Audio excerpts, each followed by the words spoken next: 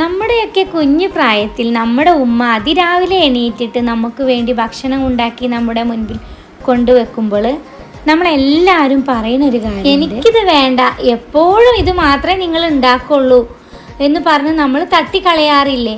ആ സമയത്ത് ദേഷ്യത്തോടെ നമ്മുടെ ഉമ്മ പറയുന്ന വാക്കാണ്, വേണമെങ്കിൽ നീ കഴിച്ചാൽ മതിയെന്ന്. നമ്മൾ വാശിയിൽ അവിടെ നിന്ന് അങ്ങ് പോകും. നമ്മൾ അറിയുന്നില്ല, നമ്മൾ വാശിയും പിടിച്ച് അവിടുന്ന് പോയിട്ട് രാവിലെ പോയാൽ ചിലപ്പം നമ്മൾ വൈകിട്ടാവും വരിക, അല്ലെങ്കിൽ ഉച്ചയ്ക്ക്. ഈ നേരം വരെയും നമ്മുടെ ഉമ്മ ഒന്നും തന്നെ കഴിച്ചിട്ടുണ്ടാവില്ല. ആ കുഞ്ഞു പ്രായത്തിൽ അതൊന്നും മനസ്സിലാക്കാനുള്ള പക്വത നമുക്കുണ്ടാവില്ല. പക്ഷേ ഒരു കാര്യം ഉറപ്പാ, ഒരു ദിവസം നമ്മുടെ ഉമ്മ നമ്മളെ വീട്ടിൽ എന്തെല്ലാം ജോലികളാണ് ചെയ്യുന്നത് നമ്മൾക്ക് മനസ്സിലാവാറില്ല. അതാണ് സാരം. അവർ ചെയ്യുന്ന ജോലി ഒരു ദിവസം നിങ്ങളൊന്ന് ഏറ്റെടുത്ത് ചെയ്തു നോക്കൂ. അപ്പോൾ മനസ്സിലാകും ഉമ്മ എന്തുമാത്രം കഷ്ടപ്പെട്ടാണ് ഓരോ കാര്യങ്ങളും മുന്നോട്ട് നീക്കുന്നതെന്ന്. എന്ന് നമ്മളിൽ പലരും പല സ്ഥലത്താണ്. കിട്ടുന്ന ഭക്ഷണം അത് രുചിച്ചു പോലും നോക്കാതെ നമ്മൾ കഴിച്ച് നമ്മൾ ജീവിതം മുന്നോട്ട് കൊണ്ടുപോകും. പലപ്പോഴും നമ്മൾ ആശിച്ചു പോകാറുണ്ട്, ഉമ്മാൻ്റെ കൈകൊണ്ടുണ്ടാക്കിയ ഭക്ഷണം ഒന്ന് കിട്ടിയിരുന്നെങ്കിൽ എന്ന്.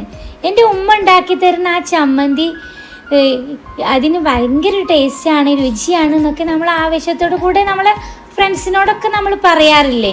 ഇതേ ഉമ്മാൻ്റെ ഭക്ഷണമല്ലേ നമ്മൾ അന്ന് തട്ടിക്കളഞ്ഞത്?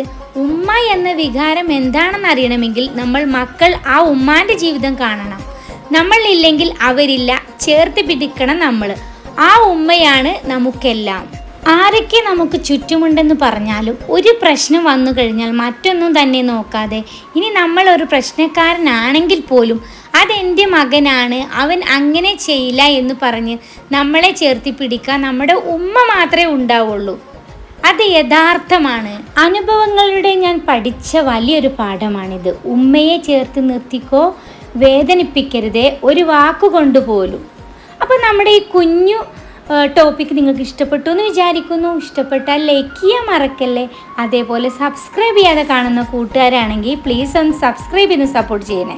അപ്പോൾ ഇതുപോലത്തെ വെറൈറ്റി ആയിട്ടുള്ള ന്യൂ ടോപ്പിക്കായിട്ട് ഞാൻ ഇനിയും വരാം.